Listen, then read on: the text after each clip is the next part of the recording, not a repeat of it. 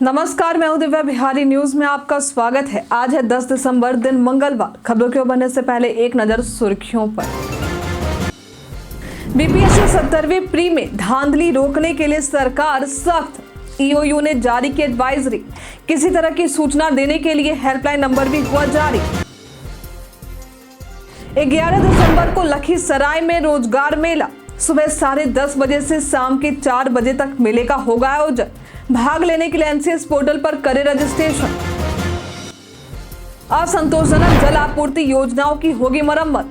1,16,000 योजनाओं का हुआ निरीक्षण। स्वच्छ नीड ऐप हुआ लॉन्च। अब रक्त के लिए परेशान होने की जरूरत नहीं। बिहार में रक्त केंद्रों की पर्याप्त होगी उपलब्धता। स्वास्थ्य मंत्री ने दी जानकारी। अचानक मौसम में हुआ बदलाव। बिहार में कड़ाके की ठंड हुई शुरू। जानिए प्रदेश में आज का मौसम। आईआरसीटीसी को तकनीकी खामी का करना पड़ा सामना। आज शाम 4 बजे तक रहेगी परेशानी। नया अकाउंट नहीं बना पाएंगे यूजर। डब्ल्यूटीसी के फाइनल में भारत की राह हुई कठिन। ऑस्ट्रेलिया के खिलाफ भारत को जीतने होंगे 3 मैच। फाइनल में पहुंचने की बढ़ेंगी उम्मीदें। चलिए बढ़ते हैं अब तक के 25 बड़ी खबरों की ओर विस्तार से। भारत की नवरत्न कंपनियों में से एक नेवेली लिग्नाइट कॉर्पोरेशन यानी एनएलसी ने ग्रेजुएट और टेक्नीशियन अप्रेंटिस के पदों पर भर्ती निकाली है। इस भर्ती के लिए आवेदन 9 दिसंबर 2024 से शुरू हो चुके हैं। इच्छुक उम्मीदवार एनएलसी की आधिकारिक वेबसाइट www.nlcindia.in पर जाकर ऑनलाइन फॉर्म भर सकते हैं। 3 जनवरी 2025 तक फॉर्म भरने के बाद इसकी हार्ड कॉपी और जरूरी दस्तावेजों को निर्धारित पते पर भेजना होगा। इसका पता the general manager learning and development centre block 20 NLC India limited नवेली 607803 है। इस भर्ती के तहत कुल 588 पद भरे जाएंगे। ग्रेजुएट अप्रेंटिस को 15,028 रुपए और टेक्नीशियन अप्रेंटिस को 12,524 रुपए प्रतिमाह स्टाइपेंड मिलेंगे। बिहार लोक सेवा आयोग की 70वीं प्री परीक्षा में धांधली को रोकने के लिए आर्थिक अपराध इकाई ने एडवाइजरी जारी की है। इसमें कहा गया है कि साइबर अपराधी और असामाजिक तत्व फर्जी कॉल्स और सोशल मीडिया के जरिए अफवाहें फैला सकते हैं। ऐसे में अगर किसी को परीक्षा के प्रश्न पत्र या उत्तर पत्र के बारे में गलत जानकारी मिलती है तो उसे सतर्क रहना चाहिए और तुरंत नजदीकी थाना या साइबर थाना को सूचित करना चाहिए। परीक्षा से संबंधित अफवाहों को आगे ना बढ़ाएं और वायरल हो रही किसी जानकारी की रिपोर्ट तुरंत संबंधित पुलिस थाने में कर दें। इसके अलावा साइबर ठगी से बचने के लिए आर्थिक अपराध इकाई को सूचना देने के लिए हेल्पलाइन नंबर 1930 और ईमेल आईडी sp-bih@gov.in या cybercell-bih@nic.in पर जारी हुई है। इन दिनों स्कूली बच्चों के लिए अपार आईडी बनाने का काम चल रहा है, जो छात्रों की शैक्षणिक प्रगति को ट्रैक करने में मदद करेगी। ये आईडी प्रत्येक छात्र के शैक्षणिक इतिहास का विस्तृत रिकॉर्ड तैयार करेगी, जिससे कोर्स, अंक, सर्टिफिकेट और अन्य उपलब्धियां शामिल होंगी। ये योजना केंद्र सरकार की one nation one student ID scheme का हिस्सा है। प्रत्येक छात्र को 12 अंकों का यूनिक आईडी नंबर मिलेगा, जो आधार कार्ड से लिंक होगा। इस आईडी में छात्र की व्यक्तिगत जानकारी, मार्कशीट, सर्टिफिकेट और अन्य दस्तावेज होंगे। अपार आईडी से छात्रों के लिए वेरिफिकेशन, स्कॉलरशिप और सरकारी योजनाओं का लाभ प्राप्त करना आसान होगा। नए साल से पहले बीते दिन बिहार सामान्य प्रशासन विभाग ने बिहार सचिवालय सेवा में कार्यरत 63 अधिकारियों और कर्मचारियों को बड़े पैमाने पर प्रमोशन दिया है। इस प्रमोशन में उप सचिवों को निदेशक, संयुक्त सचिव स्तर बनाया गया है, जबकि अवर सचिवों को उप सचिव और प्रशाखा पदाधिकारियों को अवर सचिव के पद पर पदोन्नत किया गया है। जिन अधिकारियों का प्रमोशन हुआ है उनमें शशि भूषण शर्मा, संजय कुमार सिन्हा, उमेश चंद्र, विनोद कुमार और विनय कुमार शामिल हैं, जिन्हें उप सचिव से निदेशक, संयुक्त सचिव स्तर का पद दिया गया। इसके अलावा अन्य कर्मचारियों को भी पदोन्नति प्राप्त हुई है।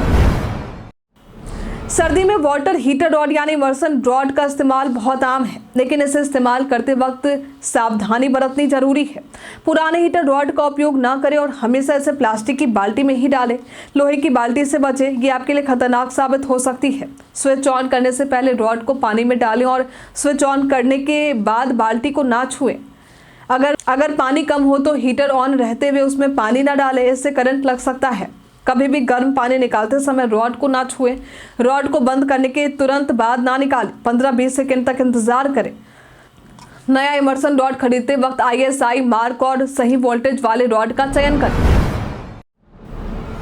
BPSC द्वारा प्रधानाध्यापक पद पर नियुक्ति के लिए अनुशंसित अभ्यर्थियों की काउंसलिंग की तिथि बदल गई है। अब ये काउंसलिंग 20-21 दिसंबर को आयोजित की जाएगी, जो पहले 12 से 13 दिसंबर को निर्धारित थी। काउंसलिंग का समय सुबह 9 बजे से शाम 5 बजे तक रहेगा।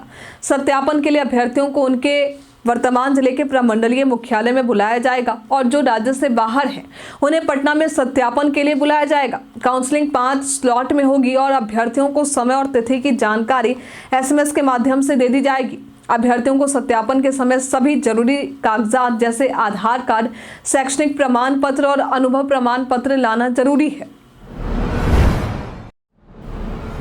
बीते दिन मुख्यमंत्री ने विश्व की सबसे बड़ी खेल प्रतिभा खोज प्रतियोगिता का मशाल जलाकर शुभारंभ किया। कार्यक्रम का आयोजन पाटलिपुत्रा खेल परिसर कंकरबाग के इंडोर स्टेडियम में हुआ। CM नीतीश ने 7 उत्कृष्ट खिलाड़ियों को 20 लाख रुपए सालाना की छात्रवृत्ति प्रदान की, साथ ही खेल किट का वितरण भी किया। कार्यक्रम की शुरुआत राष्ट्रगान के साथ की गई।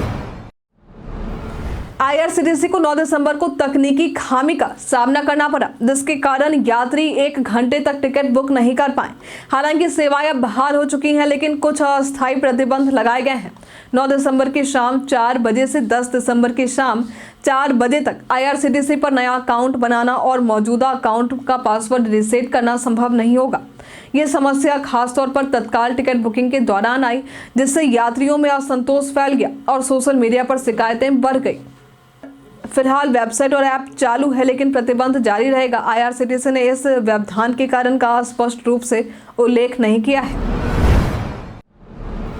अगर आप बेरोजगार हैं और नौकरी की तलाश कर रहे हैं तो आपके लिए एक शानदार मौका है। लखीसराय के नया बाजार स्थित KRK+2 हाई स्कूल मैदान में 11 दिसंबर को एक रोजगार मेला आयोजित किया जाएगा, जिसमें श्रम संसाधन विभाग और जिला नियोजनालय की भागीदारी होगी। ये मेला सुबह 10:30 बजे से शाम के 4 बजे तक चलेगा, जिसमें 8वीं से लेकर ग्रेजुएट, डिप्लोमा धारक और अन्य योग्यताधारी युवाओं को नौकरी के मौके मिलेंगे।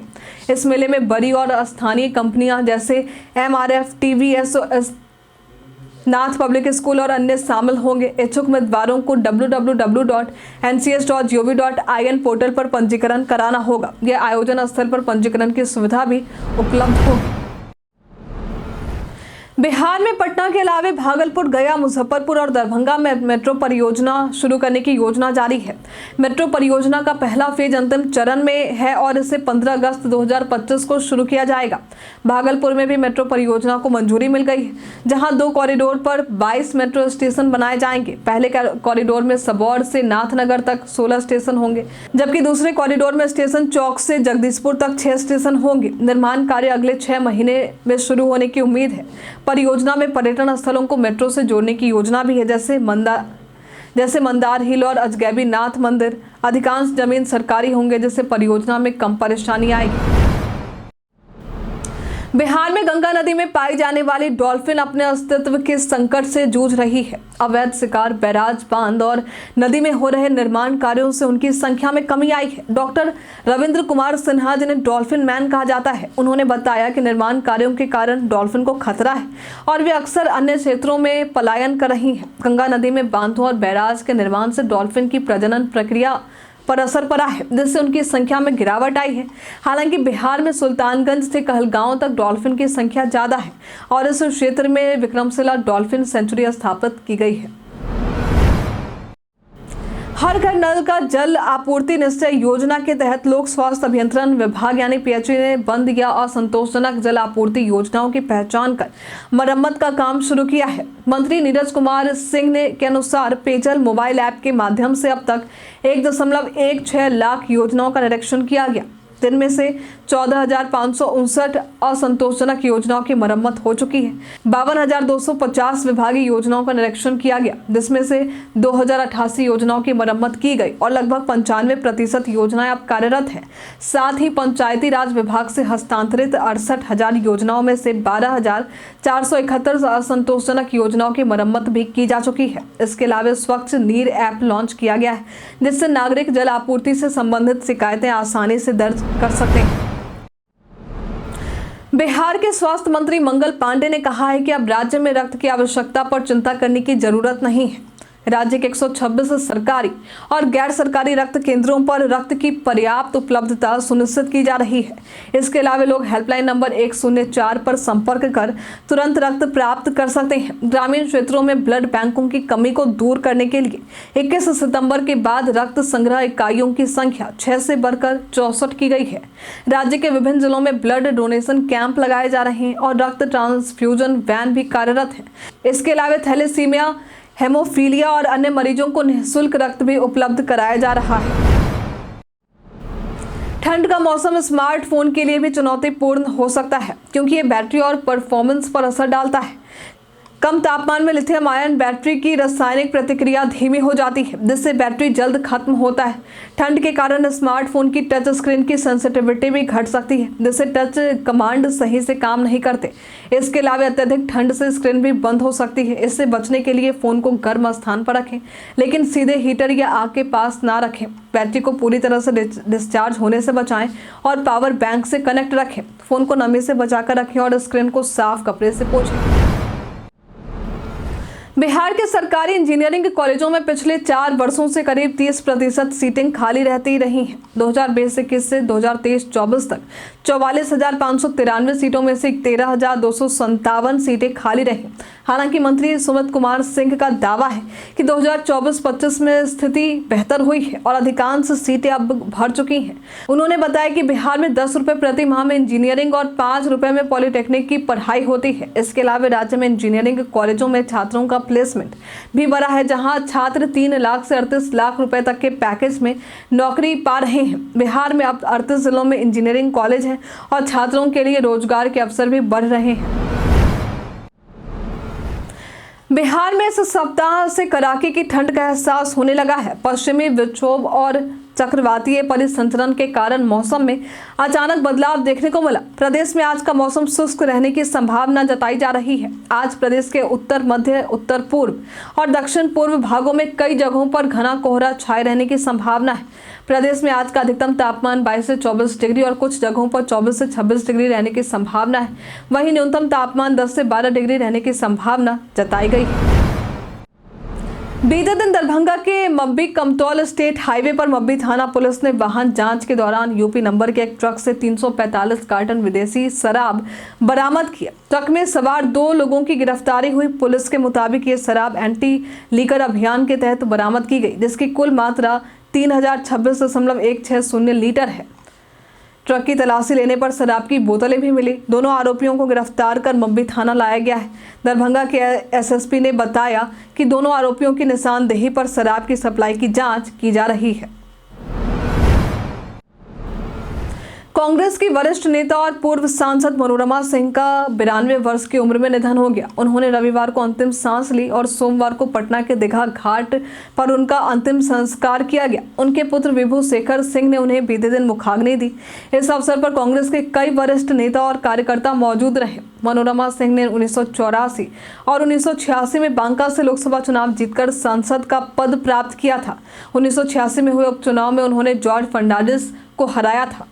मुख्यमंत्री नीतीश कुमार ने उनके निधन पर शोक व्यक्त करते हुए कहा है कि ये राजनीतिक और सामाजिक क्षेत्र में अपूरणीय क्षति है।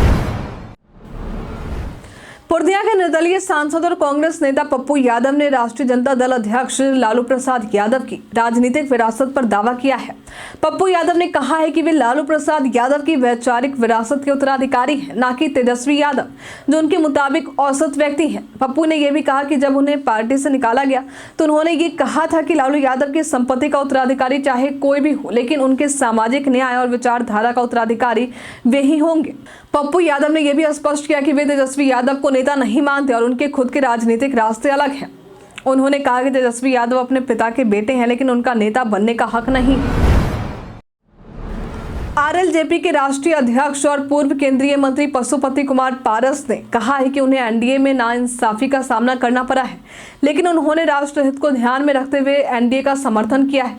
भविष्य में पार्टी की बैठक में निर्णय लिया जाएगा। पारस ने यह भी स्पष्ट किया कि वो रामविलास पासवान के रास्ते पर चल रहे हैं, जबकि चिराग पासवान ने अलग दिशा चुनी है। उन्होंने बिहार सरकार के निर्णय की आलोचना की, जिसमें दलित और महादलित का बंटवारा किया गया। इसके खिलाफ पार्टी की दलित सेना संघर्ष करेगी। उन्होंने तारी के धंधे पर पाबंदी को गलत बताया और शराबबंदी के प्रभावी क्रियान्वयन की भी मांग की। साउथ अफ्रीका ने श्रीलंका को हराकर वर्ल्ड टेस्ट चैंपियनशिप यानी WTC के फाइनल में पहुंचने की संभावना को मजबूत किया है, जिससे भारत और ऑस्ट्रेलिया की राहें कठिन हो गई हैं। भारत के पास फाइनल में पहुंचने का मौका है यदि वे ऑस्ट्रेलिया के खिलाफ बाकी तीनों मैच जीतते हैं। यदि भारत 2 मैच जीतता है और एक ड्रॉ कराता है तो उन्हें उम्मीद करनी होगी कि ऑस्ट्रेलिया और श्रीलंका के बीच दोनों टेस्ट ड्रॉ रहे, जिससे भारत का जीत प्रतिशत बराबर हो जाएगा। अगर ऑस्ट्रेलिया श्रीलंका को हराता है तो भारत बाहर हो जाएगा। अगर श्रीलंका 2-0 से जीतता है तो ऑस्ट्रेलिया बाहर हो सकता है। कई कारणों से दर्ज है भारत के इतिहास में आज की तारीख। आज के दिन वर्ष 1878 में चक्रवर्ती राजगोपालाचारी का जन्म हुआ था। ये एक वकील, लेखक, राजनीतिज्ञ और दार्शनिक थे। आज के दिन वर्ष 1950 में संयुक्त राष्ट्र की तरफ से अंतर्राष्ट्रीय मानवाधिकार दिवस घोषित किया गया था। आज के दिन वर्ष 1992 में गुजरात में देश की पहली होवरक्राफ्ट सेवा की शुरुआत हुई थी। आज के दिन वर्ष 1888 में प्रफुल्ल चंद्र चाकी का जन्म हुआ था। ये एक स्वतंत्रता सेनानी थे। BSNL अपने ग्राहकों के लिए एक शानदार फाइबर ब्रॉडबैंड ऑफर दे रहा है। इस ऑफर के तहत ग्राहक केवल 999 रुपए में 3 महीने के लिए 25 Mbps स्पीड का प्लान प्राप्त कर सकते हैं, जिससे हर महीने 1200 GB FUP डेटा मिलेगा। हालांकि अंतिम बिल पर कुछ अतिरिक्त टैक्स भी हो सकते हैं। इस प्लान को प्राप्त करने के लिए ग्राहकों को 1800-4444 पर व्हाट्सएप के जरिए संदेश भेजना होगा। इसके अलावा BSNL कस्टमर्स को OTT बेनिफिट्स के साथ भी कई अन्य प्लान्स उपलब्ध है और इंस्टॉलेशन मुफ्त है। BSNL अपने ग्राहकों को सस्ते और प्रीमियम दोनों तरह के प्लान्स प्रदान करता है और जल्द ही 4G और 5G सेवाएं भी शुरू करेगा। एक फर्जी पत्र वायरल हो रहा है जिसमें दावा किया जा रहा है कि PM मुद्रा योजना के तहत 5 लाख रुपए मिलेंगे। इस लोन का लाभ उठाने के लिए 2100 रुपए देने होंगे, लेकिन आपको बता दें कि ये खबर पूरी तरह से फर्जी है। वित्तीय मंत्रालय द्वारा ऐसा कोई पत्र जारी नहीं किया गया है। इस तरह की खबरों पर विश्वास करने से बचें, वरना वित्तीय धोखाधड़ी के शिकार हो सकते हैं। PIB फैक्ट चेक ने भी इस खबर को शेयर करते हुए फर्जी बताया है। पूर्व केंद्रीय मंत्री RCP सिंह ने बिहार के मुख्यमंत्री नीतीश कुमार की यात्रा पर सवाल उठाए हैं। उन्होंने कहा है कि मुख्यमंत्री का काम निर्णय लेना है, न कि बार बार यात्रा करना। RCP सिंह ने ये भी कहा कि नीतीश कुमार ने महिलाओं के लिए कई योजनाएं बनाई हैं, लेकिन सशक्तिकरण और रोजगार के मामले में अभी भी बहुत कुछ करना बाकी है। उन्होंने बिहार की बेरोजगारी को राज्य की सबसे बड़ी समस्या बताया और आरोप लगाया कि परीक्षा लीक के कारण राज्य की छवि खराब हो रही है। RCP सिंह ने अपनी पार्टी आशा के संगठन विस्तार की भी जानकारी दी और कहा कि 2025 विधानसभा चुनाव के लिए तैयारी शुरू हो गई है। हम प्रतिदिन आपसे 5 ऐसे जरूरी सवाल पूछेंगे, उसके जवाब बताएंगे जो कि BPSC, बिहार पुलिस दरोगा समेत SSC जैसे अन्य प्रतियोगी परीक्षाओं में काम आएंगे। सवाल इतिहास, बिहार स्पेशल, विज्ञान, करंट अफेयर्स और भूगोल से रहेंगे। पूछे गए 5 सवालों में आपने कितना सही उत्तर दिया है हमें कमेंट में लिखकर जरूर बताइए। तो हमारा पहला सवाल है, निम्न में कौन संगीतकार नहीं है?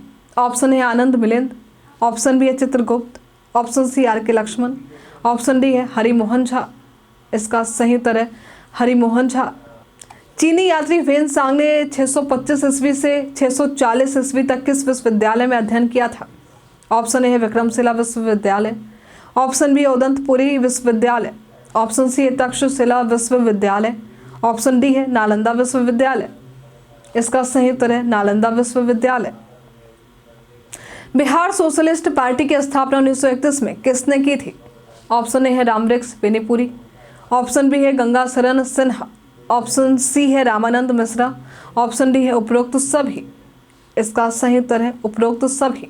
विश्व मृदा दिवस प्रतिवर्ष कब मनाया जाता है? ऑप्शन है 3 दिसंबर, ऑप्शन बी है 4 दिसंबर, ऑप्शन सी है 5 दिसंबर, ऑप्शन डी है 6 दिसंबर। इसका सही उत्तर है 5 दिसंबर। 40 से कम गेंदों में 2 T20 शतक बनाने वाले पहले बल्लेबाज कौन है?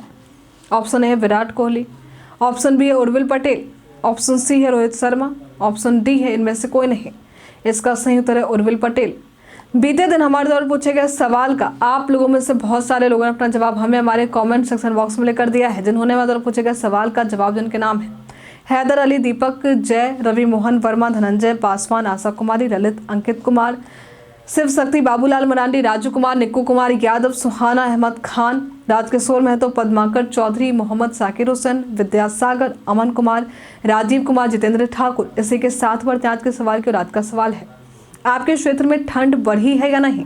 आप अपना जवाब हमें कमेंट में लिखकर जरूर बताइए। आज के लिए फिलहाल इतना ही।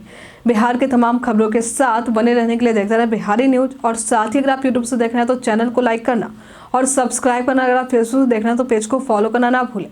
धन्यवाद।